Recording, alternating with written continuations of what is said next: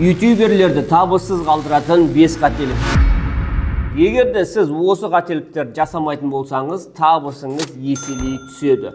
Менің есімім Мейрамбек Ағадилов, осы ютубта 10 жылдық тәжірибесі бар экспертпін. Ютубта 1 алтын, 2 күміс кнопка иегерімін. Ең бірінші қателік каналыңыз бір бағытта болмауы. Яғни ішінде құрылыс туралы, тамақ пісіруде, жиһаз құрастыру жайлы барлығын араластырып салатын болсаңыз, оның көрермені әртүрлі аудитория болғандықтан оның қаралымы болмайды. Бүгін құрылыс туралы көрем деп келген ер кісі ертең тамақ пісіру туралы видеолар шығып тұрса, басқа каналға кіріп кеттім ба деп оны көрмейді. Көрмеді ме, алгоритмге енбейді. Екінші қателік видеоның сапасыз болуы. Сіздің айтып жатқан әңгімеңіз көрерменге анық, нақты естілмесе, онда адамды шаршатады ол. Сондықтан да мынандай петличкалар қолданыңыздар және әдемі камералар қолданыңыздар. Әрине ол үшін бір қымбат iPhone болу керек деген бір міндетті шарт жоқ. Арзан телефонмен де, бірақ жарықтарды дұрыс қою арқылы, дұрыс ракурс қою арқылы, артындағы фоныңды әдемі сәндеу арқылы, сол арқылы да керемет сапа шығаруға әбден болады. Әрине сапа дегеніміз тек қана жарық, камера немесе дыбыс емес. Бұл жерде оқиғаның қызықтығы да өте маңызды рөл атқарады. Қымбат камералармен, жарықтармен, әдемі фотостудияда түсіргенмен айтып жатқан әңгімеңіз қызық болмаса, оның қаралымы да болмайды. Үшінші қателік бұл тұрақтылықтың болмауы.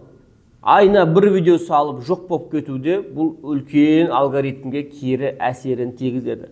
Негізі стандарт бойынша аптасына 3 видео салынып отыру керек. Енді сен егер кино түсіретін болсаң, сериал түсіріп, сенің туындыларың ұзақ уақыт немесе энергия талап етсе, әрине аптасына біреуді салып отыруға болады. Бірақ ең бастысы тұрақтылық. Нақты жоспар қойдың, осы әр дүйсенбі, сейсенбі, сенбі осы видеоларды салып отырам деген жоспар қойсаң, сол жоспармен міндетті түрде тоқтамай жұмыс істеп отыру керек.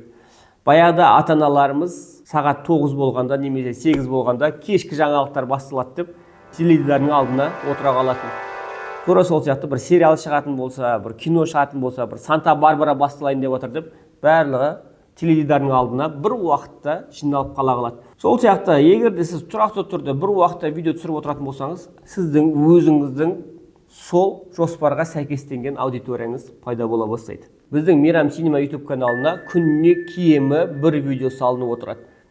Әрине, оның барлығы ұзақ уақытта жоспарлап, даму барысында жүзеге асырылған нәрсе.